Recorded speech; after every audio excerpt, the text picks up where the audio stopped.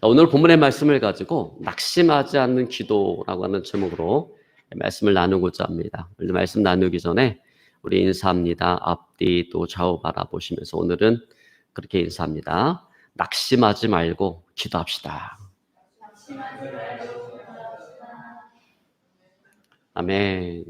여러분 낙심하지 말고 기도하시기를 주님을 축원합니다. 여러분 우리가 인생을 살아가면서 삶 속에 승리하기 위해서는 이 기도 생활을 잘해야 되는데 이게 그렇게 쉽지가 않다라고 하는 거예요. 왜냐하면 우리가 기도하다 보면 우리에게 자주 다가오는 것이 뭐냐면 낙심이에요. 내가 원하는 대로 되지 않을 때, 내 뜻대로 되지 않을 때 우리는 기도하다가 낙심하게 된다라는 거예요.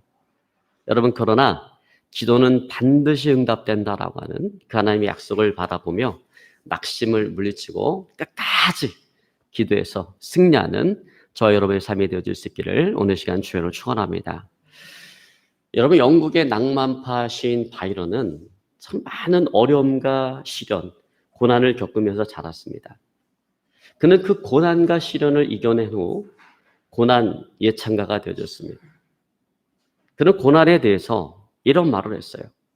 폭풍의 들판에서도 꽃은 피어나고 초토에서도 푸른 솟아나게 마련입니다. 이와 같이 자연은 사랑과 생명으로 가득 차 있습니다.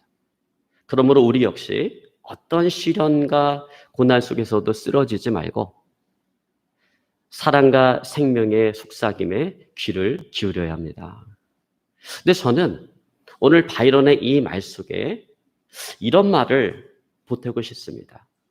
시련과 연단 속에 우리가 정말 귀를 기울여서 들어야 될 사랑과 생명의 소리는, 속삭임은 바로 하나님의 음성이다. 여러분 그렇습니다. 아무리 칠흑 같은 그런 고난과 슬픔의 그 어둠 속을 지나고 있다 할지라도 하나님의 음성이 들려올 때, 하나님의 음성을 들을 때 그것은 기쁨과 환희의 장소가 되어지는 것입니다. 여러분 그러므로 우리는 고난 가운데 기도함으로 문제 해결을 약속하시는 그 하나님의 음성을 들어야 됩니다. 여러분 하나님의 음성이 들려올 때 에스겔 겨울짝의 그 마른 뼈들, 아무런 소망도 희망도 없는 그 마른 뼈들이 살아나는 것처럼 하나님의 음성이 들려올 때 죽은 지 사흘이 지나서 썩은 냄새가 나는 그 나사로가 살아나는 것처럼 하나님의 음성이 들려올 때 낙심과 절망은 큰 희망과 용기로 바뀔 것입니다. 여러분 믿으시기를 주로 축원합니다. 자, 중요한 것은 문제를 해결하고자 하는 이 하나님의 음성, 이 하나님의 약속은 기도를 통해서 우리에게 들려온다라는 거예요. 그리고 기도를 통해서 우리 안에 그것이 확고하게 자리를 잡게 되어진다라는 것입니다. 그리고 그 하나님의 약속은 실상으로 우리에게 나타나게 되어진다라는 거예요.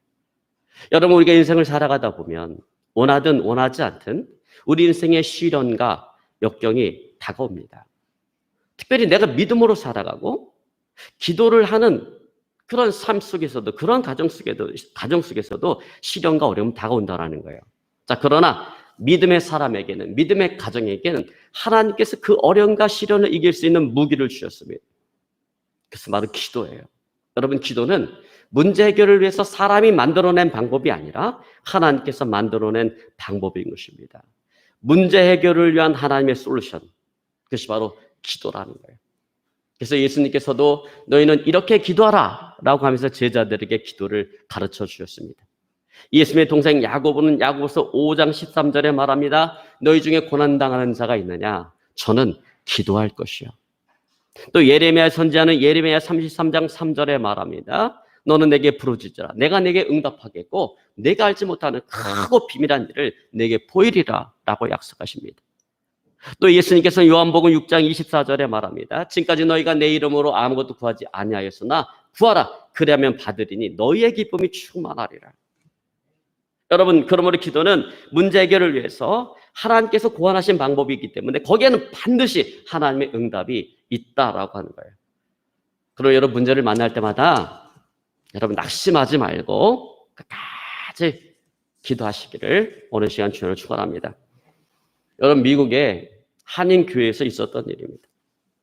교회는 작은 산을 하나 샀어요. 그리고 그 산을 평지로 만들어서 그곳에다 교회를 건축하고자 하는 계획을 가지고 있었습니다. 그런데 문제는 교회가 돈이 없었어요. 그 산을 깎아내릴 돈이 없었습니다. 근데 한 믿음 좋은 여자 집사님이 그런 제안을 했어요.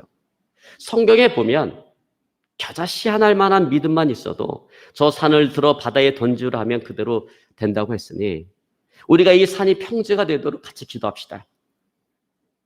그래서 그 집사님의 제안이 목사님과 교회 성도들에게 받아들여져서 전 성도들이 그것을 기도하게 되어졌어요. 여러분 사실 어찌 보면 이게 참 말도 되지 않는 기도죠. 여러분 멀쩡한 산이 갑자기 이게 평지가 된다라고 하는 게 이게 쉬운 일이 아니잖아요. 이게 쉽게 있을 수 있는 일이 아니잖아요. 그러나 그럼에도 불구하고 교회가 그것을 위해서 기도하는 거예요. 그 산이 평지가 되게 해달라고 기도하는데 어느 날 건설사 사장님이 목사님을 찾아왔습니다. 그리고 목사님이 그렇게 얘기하는 거예요. 목사님 교회가 소유한 그 산의 흙을 제가 좀 사기를 원합니다. 제가 늪지대를 메워서 아파트를 건축하고자 하는데 목사님 교회가 소유한 그 산을 한 트럭당 제가 $100에 사겠습니다. 여러분 그러면 어떻게 해야 되겠어요? 할렐루야 하면 하나님의 응답입니다. 예, 그렇게 하시죠. 이렇게 얘기되는데 너무나도 뜻밖의 소리에 목사님이 당황하셨어요. 그래서 그렇게 얘기한 게 아니라 글쎄요 라고 얘기했어요. 그러니까 건설사 사장님 마음속에 생각하기를 목사님이 돈을 더 요구하시는구나 라고 생각을 해갖고 처음에 제시한 가격의 2배로 한 트럭당 $200로 주기로 계획을 맺어서 결국은 그 산은 평지가 되어지고 그곳에 흙을 판 돈을 가지고 빛 하나 지지 않고 교회를 아름답게 짓게 되었습니다. 여러분 그렇습니다. 아무리 생각해봐도 해결될 것 같지 않은 그 태생 같은 문제를 만난다 할지라도 우리가 낙심하지 아니하고 끝까지 기도하면 하나님께서 반드시 들으시고 응답하시는 것입니다. 여러분 믿으시기를 주로 축원합니다. 자, 그런데 문제는 뭐냐면 문제는 이 낙심이라는 거예요. 여러분 많은 사람들이 기도하다가 낙심을 합니다. 아마도 우리도 이런 경험들을 많이 가지고 있었을 거예요. 기도하다가 낙심하고 절망하고 기도를 포기하는 그런 경험들을 많이 했을 것입니다. 여러분 사실 기도하지 않는 사람은 낙심이라는 걸 잘 몰라요. 왜냐하면 기도하지 않기 때문에 낙심할 일도 없는 거예요. 그러나 기도하는 사람은 응답을 전제로 기도하기 때문에 항상 이 낙심의 유혹을 받는다라는 것입니다. 그런데 여러분 왜 낙심하게 돼요? 우리가 왜 낙심합니까? 기도 응답이 지체되기 때문에 그래요. 그래서 낙심하게 되면 기도 생활이 무기력하게 되어지고 나중에는 포기하게 되어지는 것입니다. 그러면 여러분 낙심은 기도 생활에 가장 커다란 적인 것입니다. 그래서 예수님께서도 이 사실을 너무나도 잘 알고 있기 때문에 오늘 제자들에게 낙심하지 말 것에 대한 교훈을 주고 있는 것입니다. 자, 여러분 오늘 그 교훈이 오늘 우리가 함께 읽었던 본문의 말씀인 것입니다. 자, 오늘 본문의 말씀의 핵심은 1절이에요. 자, 우리 한번 1절을 같이 봅니다. 항상 기도하고 낙심치 말아야 될 것을 저희에게 비유하여 가라사대. 자, 여기서 예수님께서 강조하시는 것은 두 가지입니다. 첫 번째, 항상 기도하라. 두 번째, 기도 응답이 좀 지체되더라도 낙심하지 말아라. 그러면 여러분 항상 기도하시기 바랍니다. 그리고 여러분 낙심하지 마시기 바랍니다. 여러분 우리가 이렇게 항상 기도하고 낙심하지 말아야 될 이유에 대해서 오늘 예수님께서는 한 불의한 재판관과 억울한 일을 당한 한 과부의 이야기를 오늘 소개하고 있습니다. 자, 어느 도시에 하나님을 두려워하지 아니하고 사람을 무시하는 한 불의한 재판관이 있었습니다. 근데 그 도시에 억울한 일을 당한 한 과부가 있었어요. 과부가 매일같이 찾아가서 자기의 억울함을 신원해달라, 해결해달라 간청을 하지만 이 재판장이 이 과부를 만나주질 않아요. 그의 청을 들어주질 않아요. 자, 이 재판장이 이 과부의 청을 들어주지 않는 이유는 간단합니다. 그것은 이 재판관은 불의한 재판관이고 이 여인은 가진 것 없는 가난한 과부이기 때문에 그래요. 여러분 우리가 알다시피 불의한 재판관이 항상 원하는 것은 뭘 원합니까? 뇌물을 원하는데 이 여인은 너무나도 가난한 과부이기 때문에 갖다 줄 뇌물이 없는 거예요. 그러니까 이 여인이 아무리 간청해도 이 불의한 재판관이 송사를 받아들이지 않는 거예요. 그래서 이 여인이 할 수 있는 것은 오직 한 가지. 매일같이 그 재판관을 찾아가서 자기의 온통한 일을 해결해 달라고 간청을 하는 것입니다. 근데 이 여인이 매일같이 찾아가니까 이 재판관이 아주 귀찮아서 아주 미치겠는 거예요. 막 매일같이 찾아오니까 얼마나 괴롭겠어요. 그래서 재판관이 마음속으로 생각합니다. 내가 하나님을 무서워하지 않냐고 사람들을 무시하나 이 여인 나를 번거롭게 하니 내가 이 여인의 원한을 풀어주리라. 그러면서 이 여인의 그 원통함을 풀어주었습니다. 자, 이와 같은 비유를 말씀하신 예수님께서 오늘 제자들에게 강조하는 것은 이거예요. 자, 여러분 오늘 본문에 앞서 6절로 8절을 봅니다. 불의한 재판관의 말한 것을 들으라. 하물며 하나님께서 그 밤낮 부르짖는 택하신 자들의 원한을 풀어주지 아니하시겠느냐? 저희에게 오래 참으시겠느냐? 내가 너에게 이르노니 속히 그 원한을 풀어주리라. 자, 예수님의 말씀의 요지는 이것입니다. 불의한 재판관도 밤낮 부르짖는 그 여인의 원한을 풀어줬는데 하물며 의로운 재판장 되신 하나님께서 밤낮 부르짖는 성도의 기도에 응답하시지 않겠느냐라는 거예요. 여러분 불의한 재판관도 한 번도 만나본 적도 없는 일면식도 없는 그 과부의 원한을 풀어줬는데 의로운 재판장 되신 하나님께서 특별히 를 사랑하셔서 택하시고 불러주신 그 성도의 기도에 응답하지 아니하겠느냐라는 것입니다. 여러분 하나님은 의로운 재판장이 되십니다. 그리고 하나님께서 우리를 사랑하셔서 택하시고 불러주셨습니다. 그러므로 하나님께서는 사랑하시는 성도들의 기도에 반드시 응답해 주시는 것입니다. 여러분 혹시 이 자리에 기도하다가 낙심 가운데 있는 성도님이 있다라고 한다면 낙심하지 마시기를 주님을 축원합니다. 다시금 기도에 불을 붙이시기를 오늘 시간 주님을 축원합니다. 여러분 하나님은요 성도들의 기도를 놓치지 않고 다 들으세요. 그리고 때가 되면 반드시 그 기도에 응답하시는 거예요. 여러분 하나님은요 성도들의 기도를 얼마나 소중히 여기는지 몰라요. 그래서 여러분 요한계시록 8장에 보면 하나님께서 성도들의 그 기도를 얼마나 소중하게 여겼는지 아름다운 그림 언어로 표현을 하고 있습니다. 거기에 보니까 천사가 성도들의 기도를 담기 위해서 금향로를 가지고 탁 내려와서 성도들이 기도할 때 그 기도를 금향로에 탁 담습니다. 여러분 보세요. 그 성도의 기도가 얼마나 소중하면 금향로에 담겠어요. 여러분 가치 없으면 여기다 여러분 좋은 그릇에 대한 가치 있는 거 담는 거예요. 가치 없는 거는 그냥 아무 그릇에나 막 담지. 근데 성도의 기도는 얼마나 하나님 보실 때 얼마나 소중한지 그걸 금향로에 담는다라는 거예요. 그리고 천사가 금향로에 담긴 그 기도를 가지고 올라가서 하나님 보좌 앞에 쏟아놓고 그 빈 금향로에 하나님의 응답을 담아서 그걸 내려와서 땅에 쏟아놓습니다. 기도의 응답인 것이죠. 요한계시록 8장에 보니까 그 기도의 응답을 4가지 단어로 표현합니다. 뇌성과 음성과 번개와 지진이 나더라 이렇게 표현합니다. 여러분 가장 확실한 기도의 응답인 거예요.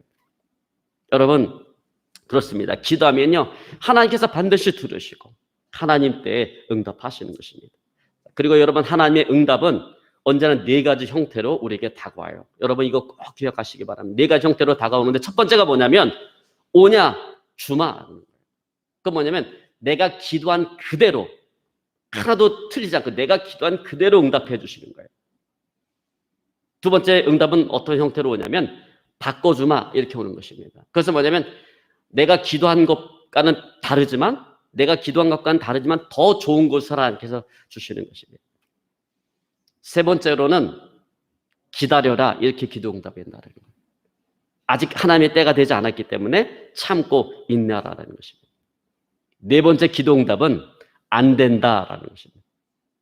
이것은 내가 기도한 대로 기도 응답을 해주면 나에게 유익이 되는 것이 아니라 오히려 해악이 되기 때문에 하나님께서 거절하시는 것입니다. 여러분 중요한 것은 뭐냐면 어떤 형태의 기도 응답이든지 모든 기도 응답은 우리를 유익되게 한다라는 거예요. 우리를 유익하게 하기 위해서 주어진다라고 하는 것입니다. 자, 그런데 문제 해결을 위한 하나님의 이러한 기도 응답이 저절로 주어지는 것은 아니다라고 하는 것입니다. 기도를 통해서 온다라는 거죠. 그래서 낙심하지 말고 기도해야 된다라는 것입니다. 자, 그러나 오늘 예수님께서 염려하는 것은 뭐예요? 기도의 응답이 되지 않을까 봐 주님은 그걸 염려하지 않아요. 오늘 예수님께서 염려하는 것은 믿음으로 기도하면 반드시 문제가 풀리는데 응답이 되는데 중요한 것은 말세 내가 믿음을 보겠느냐라는 거예요. 그게 오늘 예수님의 염려라는 것입니다.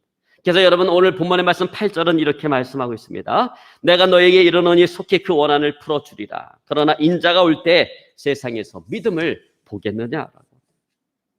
자, 여기서 예수님께서 믿음을 보겠느냐라고 말씀하실 때 이 믿음은 우리가 구원을 위한 믿음을 얘기하는 것이 아니에요. 이 믿음은 어떤 믿음이냐면 기도 응답에 대한 믿음인 것입니다. 기도하면 하나님께서 반드시 들으시고 응답하신다라고 하는 그 하나님의 약속에 대한 믿음인 거예요. 여러분, 오늘 이 믿음이 저와 여러분 우리 안에 확고하게 자리 잡을 수 있기를 오늘 시간 주님으로 축원합니다. 오늘 많은 그리스도인들에게는 그들에게서 발견되어지는 것은 그들에게 이 믿음이 없다라는 거예요. 기도 응답에 대한 믿음이 없다라고 하는 거예요. 그래서 전혀 기도 생활을 하지 않습니다.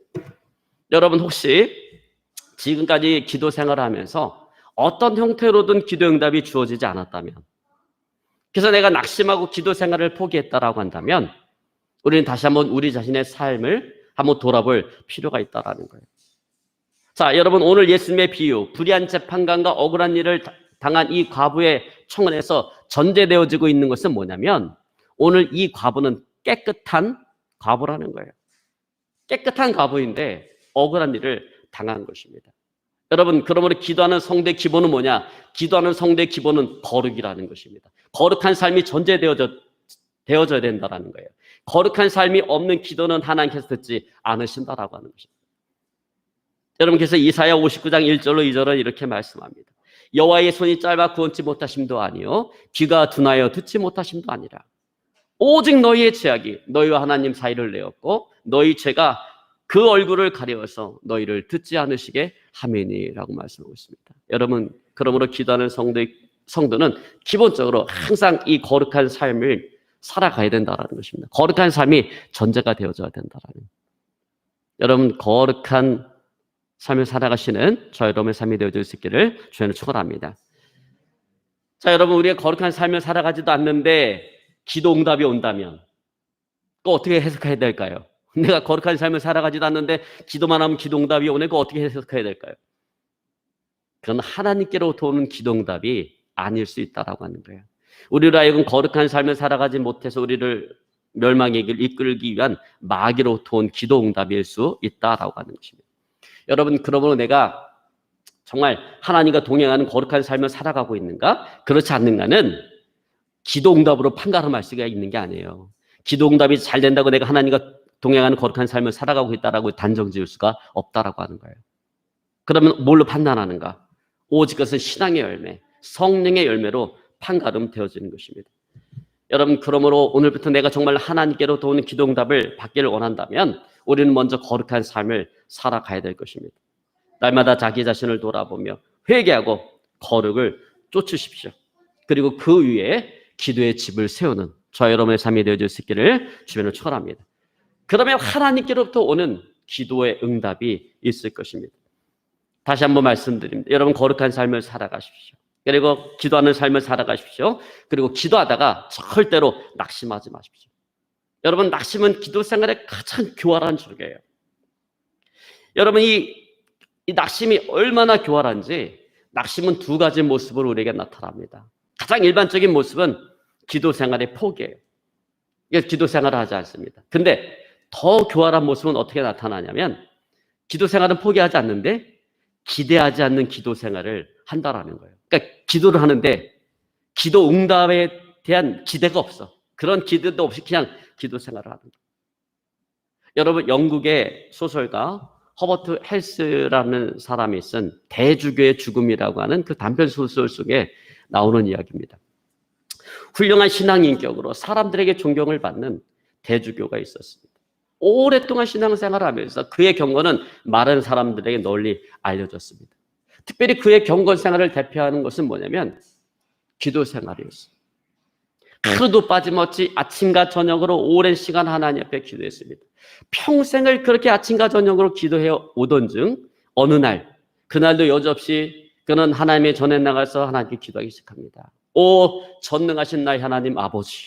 그런데 하나님의 음성이 들려오는 거예요. 그래, 내가 너의 기도를 들었지만 내 소원이 뭐냐? 근데 그 하나님의 음성을 듣는 순간 이 대주교가 심장마비가 와서 죽었습니다. 오랫동안 기도 생활을 했던 대주교. 그가 처음 기도를 할 때 그는 정말 하나님의 간절함도 있었고 사모함도 있었고 정말 떨리는 마음으로 전심을 다해서 하나님께 기도하는 사람이었습니다. 그러나 오랜 세월 동안 기도하면서 간절함도 사라지고 낙심하여 기도에 형식만 남게 되었다라는 거예요. 대주교가 그동안 쌓아왔던 자신의 명성, 자신의 이미지 때문에 기도를 안 할 수는 없고, 그래서 아무런 기대감도 없이 그저 교회 앞에 나가서 습관적으로 기계적으로 그렇게 기도를 드리다가 정말로 하나님께로부터 음성이 들려왔을 때 그는 심장마비로 죽게 되어진 것입니다. 여러분, 혹시 우리가 이런 사람은 아닙니까? 기도는 하지만, 하나님이 일어나서 기도는 하지만 정말 기도 응답에 대한 어떤 기대감도 없이 우리가 그렇게 기도 생활을 하고 있지는 않은가? 여러분, 돌아볼 수 있기를 주님으로 축원합니다. 여러분, 이런 낙심을 물리쳐야 돼요. 기도하면서 기도 응답에 대한 어떤 기대도 없이 기도하는 그런 낙심을 우리가 물리쳐야 된다는 거예요. 저는요, 지난주와 지지난주에 정말 저는 우리 하은이 때문에 엄청나게 감동을 받았어요. 하은이가 여기 다쳐갖고 손가락에 여기 뼈가 금이 가갖고 가운데 손가락 기부스를 하고 왔는데 교회 오더니 저한테 목사님 저를 해서 기도해 주셔야 돼요. 왜? 손가락에 이게 금이 갔는데 여기가 기부스에서 이거 빨리 낫고 아프지 않도록 기도해 주세요. 그랬고 제가 손가락을 붙잡고 기도를 해줬어요. 다음 주에 해야 되는데 하은이가 오더니 그러는 거예요. 목사님이 기도해 줘갖고요. 손가락이 잘 움직이고 아프지도 않아요. 보세요 목사님 그렇게 보여주다가. 그래서 그날 유아실에 들어갔더니 또 유아실에 또 쫓아 들어가고 목사님 저를 위해서 또 기도해 주셔야 돼요. 그러는 거예요. 왜? 제 눈을 보세요. 한쪽 눈이 빨갛지요. 그런데 제 결막염이 걸렸어요. 그러니까 이 눈 낫도록 기도해 주셔야 돼요. 아유, 애가 믿음이 너무 좋아요. 얘는 목사님이 기도해주면 기도 응답이 온다라는 기대감이 있어요. 그래서 걔한테 기도할 때 그번에 좀 달리 기도했어요. 하나님, 이번에는 저의 믿음이 아니라 이 아이의 믿음 위에 역사하여 주시옵소서. 그리고 이 결박염이 깨끗하게 치료될 것을 위해서 기도해 줬어요. 근데 그 다음 주가 됐어요. 또 하는데 얘가 저한테 오더니 하는 얘기가 목사님 지난주에 기도해 주셨는데요. 저 눈 보세요. 깨끗하게 나왔어요. 아유, 그걸 들으니까 얼마나 감사한지. 여러분, 어린아이지만 그 아이는 뭐가 있는 겁니까? 기대감이 있는 거예요. 목사님이 기도해 주면 반드시 자기 병이 낫는다라고 하는 기대감이 그 안에 있는 거예요. 그러니까는 그런 아이는요, 기도하면 기도응답이 빠릅니다. 급박 기도응답이 옵니다. 여러분, 우리가 기도하면서 어떤 기대감도 없이 하나님께서 응답하신다라고 하는 어떤 그런 확신, 기대감도 없이 그냥 기도해서는 안 된다라는 것입니다. 여러분, 하나님은 반드시 우리의 기도를 들으시고 하나님 때 응답하시는 분이에요. 여러분, 기대감을 가지고 기도하시기를 주님으로 축원합니다. 그래야 우리가 기도하면 하나님께서 들으시고 반드시 하나님의 때 가장 좋은 것을 응답하신다라고 하는 그 하나님의 약속을 믿어야 됩니다. 여러분, 그 약속을 믿고 감사함으로 기도해야 돼요. 여러분, 그렇게 할 때 성령의 능력을 덧입게 되어지고 낙심을 이기며 응답이 올 때까지 우리는 기도할 수 있게 되어지는 것입니다. 마지막으로 국민일보 미션란에 기재되었던 어느 여자 집사님의 간증을 오늘 소개하면서 제가 말씀을 마무리 짓고자 합니다.